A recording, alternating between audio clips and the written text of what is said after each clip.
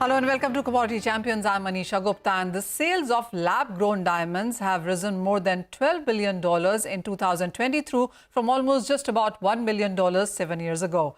To meet the growing demand for these synthetic diamonds, the market volume is expected to double from 9 million carats in 2022 to over 19 million carats in 2030. With a 26% market share in production, India is the biggest contributor in this industry. In fact, the volumes in India grew by 5% on an year-on-year basis in April to July 2023. To talk further about the future of lab-grown diamonds, we are now joined by Pooja, Sheth, Madhavan, who's founder and managing director at Limelight Diamonds. Sanket Patel is director at Greenlab Diamonds, and joining us also is Parag Agrawal. He's chief executive officer at Fiona Diamonds. Thank you so much for joining us. And lab-grown diamonds clearly is an exciting space to be. In the last couple of years, we've seen the buzz continue on the higher side. The numbers gradually, though, have continued to increase as well. Sanket, I'll start with you first. And the industry is growing, the manufacturing is growing. We also have seen the cost of production of lab-grown diamonds also continue to decline. If, in summary, how would you describe the industry as it stands now? Thank you, Manisha. Thank you for having us here today. We have a good question with the pricing on how the pricing have declined and now it's stabilizing. As we all know, when there is a niche demand of a particular product in the earlier stages, the prices were really high. But now looking at how the prices or how the demand has increased, and obviously there are other growers and other retailers who have entered this trade to get the prices at the base. So right now what we are thinking and what we see is the prices have hit a very stable price point where we don't see that there is a lot that can there's not a lot that can decline on it. Looking at the market, we see a very positive sign towards the lab-grown diamond industry as the demand, as you've also said, the increase in the carats, year on year, and the acceptance of this product in India as well right now as a really high hope for the entire industry. And obviously, when we're talking about lab-grown diamonds, we're talking about there are the CBD, which we are doing in India with this carbon vapor deposition, which has given a really good strength to the entire industry, and also it's a comfort on the price point with the consumers. Sanket, how would you look at the competition? Because we do know that a lot of more and many players are getting into this space now. One, how do you look at the competition? And two, the cost of producing lab-grown diamonds, how is that moving? So the cost of producing lab-grown diamond, it was same right now, and it was the same earlier as well. So the cost has stabilized. There is no, it's not getting any cheaper. It's only going to get expensive, because when you see the labor which is used in cutting and polishing these diamonds is the same as what they use in mine diamonds. So obviously, with the increasing number of carats in the market, what we see is in the coming days, there will be a shortage of labor because there are not too many artisans available in this industry. So obviously, it's not declining, it's only increasing. So what we can see is the prices have stabilized.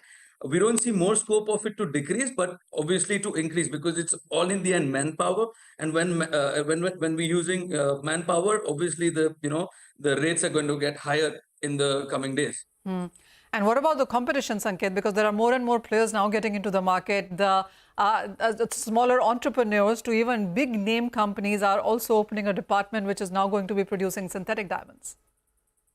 So lab-grown diamonds. What we're looking at is obviously there is a lot of competition, but there is a lot of consumption as well, what we're seeing in the coming days. So it's not, I would not say competition, but I would say it is, the industry is growing. As I've also thought of this before, because the more the stores that will open, the more awareness of the product will be, and obviously people will start diverting towards this product because the availability will increase. It's not going to be controlled by any one person, obviously, because this is an industry not controlled by anybody. So, and it was never, like even the mine diamond industry wasn't controlled by any one player. Likewise, the lab-grown diamond industry also won't be controlled by any one player. So everyone will have their own bit in the market to share. And obviously, it will be a healthy business. Like, to grow together is the best way to move ahead. Parag, getting you in the conversation as well, what would you say is how much worth is this industry right now, and with what pace is it growing? Well, it is what we are experiencing is nearly doubling every year. because as the awareness is increasing, like Sanket said, and more is the acceptance, because especially after Modi ji gifting it to Joe Biden's wife, the winds have changed, and all of them would agree with this. With more and more player, it's like more of validation which is coming in. So market, I feel like in the US, it was 1 out of 2 engagement rings being sold were lab diamonds, which was much. It got there much faster than expected. So the Indian market also is about 265 million right now, and it would be crossing 1 billion in the next 2 years. Just the local retail market. Pooja, as Parag says, that it's a 265 million market in the Indian space right now, which is just about retail. What is your sense? What kind of growth, what kind of work, what kind of marketing needs to be put in to create more awareness? Yeah, no, absolutely. I agree with what Parag and Sanket have said. Consumers are getting more and more aware. I think lab-grown diamond is turning out to be an upgrade for every type of consumer. So a consumer who never purchased a diamond or always aspired a diamond is now being able to afford a diamond. But a consumer who was purchasing a 1 carat is now upgrading to a 2 carat. Consumer who was purchasing a 2 carat is now upgrading to a 5 carat. Because the savings that one can do with lab grown diamonds, and the fact that these are exactly the same, they're identical, they're the test tube baby version of diamonds. I think consumers are understanding that, and therefore making sense of upgrading and only enriching their experience through lab grown diamonds. And yes, with the government and the kind of support that the government is giving in the country, I think consumers are more and more being made aware that these are homegrown diamonds. These are Desh ka diamond, as we call it. And I think that's the kind of marketing or positioning that is perhaps sticking in the audiences of the Indian continent. And day by day, the lab-grown diamond sales, I mean, even in our retail front, we have only seen 2x and 3 times, sales growth year on year in terms of our sales. And we're only seeing more and more millennials of this country lap up bigger and brighter diamonds of our own country. I also want to, perhaps touch upon, what we just spoke about in terms of competition. Yes, I think at the retail front, on the retail front, competition is great. And having more and more players is only sort of increasing validation of the product. But it's also important to understand that at the growing level, or where the labs are, there's not enough competition, and only because the kind of price points that we are at today in the lab-grown diamonds, it has created a huge entry barrier for new entrants to come in. The break-even capex on the machinery has gone up to 7 years. So it's not so easy for new entrants to come in, which is a good deal, which means that the growers have now stabilized in the country. And we'll see a lot more expansion from there. And therefore, there'll be a lot more price stability in the market also. Parag, the one concern that lab-growns have faced, of course, apart from the pricing part of it, has been on whether these can be assayed and certified. And would you say that issue, problem, or lack of awareness also seems to be getting sorted now? Yes, lack of awareness is definitely getting sorted. Earlier, the issue was people were not giving references, but now I think they're proud and they are sharing with their family members and friends that, okay, I'm going behind an eco-friendly and sustainable option. And more to that, people are not coming to us to save money. They're coming to have more value purchase. So no one in the HNI world would want to save their money on diamonds. They would end up spending same amount, but getting bigger diamonds and more jewelry. So the value purchase is the game. Sustainability and eco-friendliness is the thing which everyone is promoting, and they feel good about it, that you can shine responsibly with these diamonds. All right. Let me come to all of you with one question on what do you think is still a big challenge that is faced by lab-grown as an industry? Sanket, what would you say that needs to be worked on a priority basis when it comes to this industry? Right. So if you see from the sales point of view, what we feel is a little difficulty, or in for the audience to understand or speak about this product is still yet to come, because not everybody is willing to push this by saying, oh, because some people just don't want to say that it's a lab grown diamond and they want to flaunt it as a mine diamond. That's fair. I mean, because it doesn't matter whether you're wearing a lab diamond or a mine diamond, but In the coming days, obviously, what we will see is people will speak about this more, which we want them to do.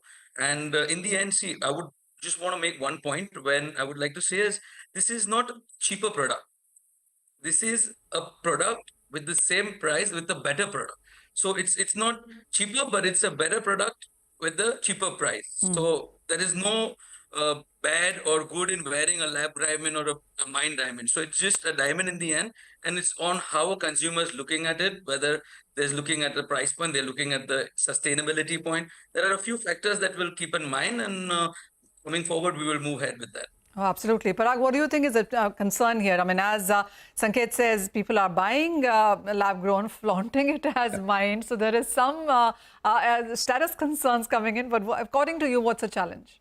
So what I see is with our brand, there are two segments of the society. One is the ultra HNI, and like Sanket mentioned, they do not want to share with people that what they're wearing, because what they fear is that their existing diamonds would turn into a lab diamond and their value would go down. Okay. So of course that is happening, but there is a bigger segment of people, which are the millennials and people who choose these diamonds for their engagement rings. Like people who come to us and tell us that I do not want blood on my fingers. I want a clean conscience, and I'd rather go for my Birkins or other bag shopping or shoe shopping and spend on experiences and get a better value purchase. So these are the people who do not mind sharing it with their friends and family, and they're promoting it. So as you say, the best marketing is your customer yourself. Right. And the mouth-to-mouth publicity is the best. So this segment of the consumer is the one who promotes it and do not shy away from sharing it with others. And it's the only ultra HNIs who do not share it. And all of us, we really know as sellers that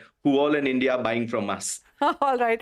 Pooja, when it comes to collaborations, would you say that the industry is working together on whether it's about increasing the consumer base, increasing more awareness, ensuring that this is a product which stabilizes and grows?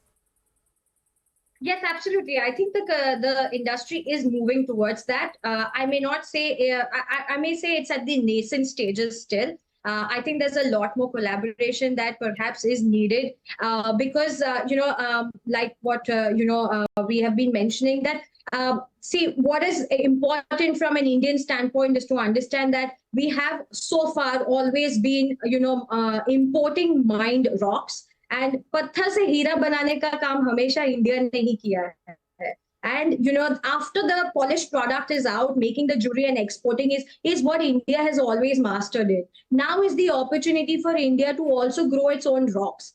So I think bringing that story to the consumers who at their own, in their own hearts want to support a Make in India product is important. And I believe that the industry is going to work hard towards bringing this proposition out to the audiences. Also the mindset of smaller things like how the brands consistently are making sure that the pricing is competitive, yet at the same time it is nobody is trying to break the market, where all the competitors are working in tandem to make sure that there's a sustenance in the market in terms of pricing the product.